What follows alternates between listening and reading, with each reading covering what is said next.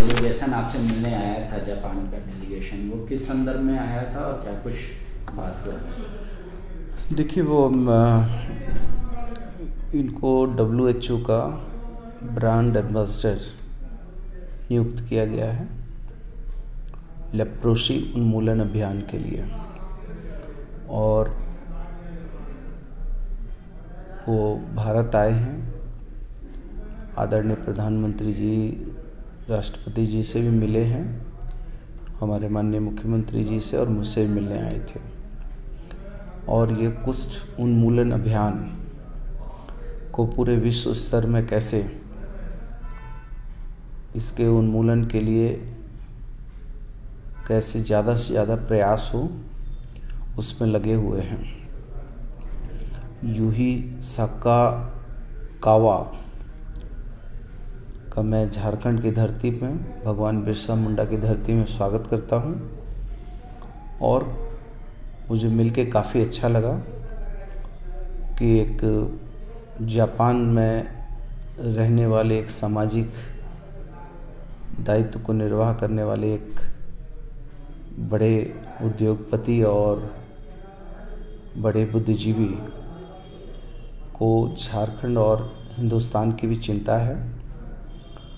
और उन्होंने जिस तरीके से लेप्रोसी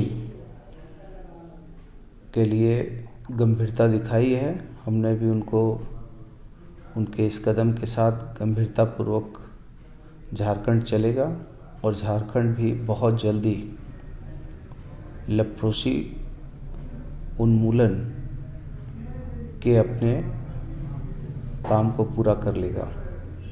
और अभी तक हम लोगों ने करीबन इनिशियल स्टेज में, चूँकि हमारा सबसे पहला ध्यान है कि हम इनिशियल स्टेज में ही लेप्रोसी को पकड़ें, और 6000 से कुछ ज़्यादा मामले प्रकाश में आए हैं। और जिसको हम लोग जब इनिशियल पकड़ा रहा है तो इसके समाधान के रास्ते आसान हैं, और नहीं तो इसमें आगे चल के शरीर में विकलांगता भी आ जाती है और इसके आगे चल के अंग जो है सड़ने भी लगता है।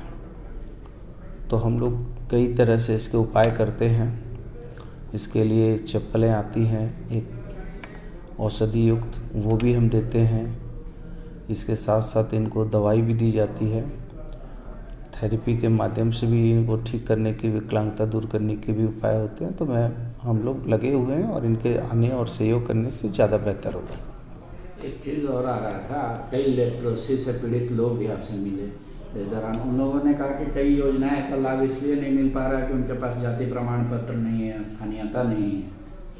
पहले अमूमन हुआ करता था कि जब कोई भी ट्यूबरकुलोसिस या लेप्रोसी का पेशेंट मिलता था तो पूरा गांव जो है उसको गांव से बाहर कर देता था। न उसका छुआ हुआ पानी पीता था, न उससे मिलता था, न जुलता था। तो उसको एक तरीके से समाज बहिष्कृत कर देता था। अब वैसी परिस्थितियां नहीं हैं, लेकिन अब जो परिस्थितियों में तो सुधार हुआ है, लेकिन हमको ये भी ज़रूरी है कि उनको ठीक करके फिर से समाज की मुख्य धारा में वो कैसे आएँ, इसके लिए हमको सोच बनानी है। तो इसके लिए इंदिरा आवास हैं या और भी सरकार के बहुत सारे प्रावधान हैं, जैसे वृद्ध लोगों के लिए हैं, विधवा लोगों के लिए हैं। और हमारे मुख्यमंत्री जी ने तो सर्वजन स्कीम ही कर दिया सबके लिए। तो इनको वो भी हम लोग लाभान्वित करेंगे। और हमने कहा भी है उनको कि जो जिनका कोई घर बाहर नहीं है, चूँकि पहले होता था कि जब गांव से बेदखल कर देता था या कहीं से बेदखल कर देता था तो उसके बाद इनका जो संपत्ति होता था वो भी लोग जो हैं अपराध करने वाले लोग या दुष्प्रवृत्ति के लोग, वो सब भी छीन झपट लेते थे। तो कहीं ना कहीं इनकी जो है गांव से मान्यता समाप्त हो जाती थी, तो वो गांव से विस्थापित होते थे। तो इनको फिर से पुनर्वासित करने के लिए जो सरकार की विभिन्न योजनाएं हैं, उन योजनाओं से कैसे इनको लाभान्वित करेंगे, इस पर हमारा भी ध्यान है। और इस संबंध में माननीय मुख्यमंत्री जी से भी हम लोग विचार करेंगे। आपकी सरकार तो 32 का खतियान मांगेगी उनसे? नहीं, देखिए 32 का खतियान और 22 की बात नहीं है। जब वो जाति प्रमाण पत्र नहीं, देखिए कुछ आपत्ति विपत्ति काल में मर्यादा को भी ताक पे रखना पड़ता है। यदि कोई आदमी बर्फ़ के बड़े ओले गिर रहे हैं और वो इतने बड़े हैं कि जिससे आदमी का सर फट सकता है, जान जा सकती है। और रास्ते में कोई भव्य माँ देवी का मंदिर है और उसने जूता पहना है, तो ये दायित्व है कि वो पहले सही सलामत माँ के दरबार पर पहुंच जाए और ऊपर से वहाँ से जूता निकाल कर फेंक दे।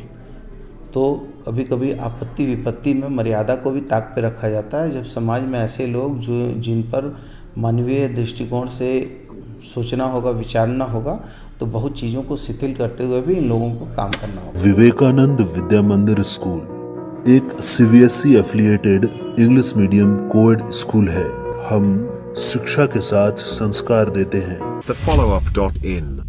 Like, share, and subscribe. www.thefollowup.in